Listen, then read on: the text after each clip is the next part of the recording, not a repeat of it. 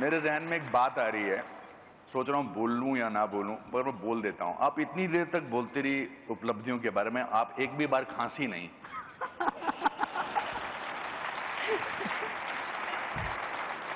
दिल्ली वालों को खांसी सुनने की आदत पड़ गई है। दिल्ली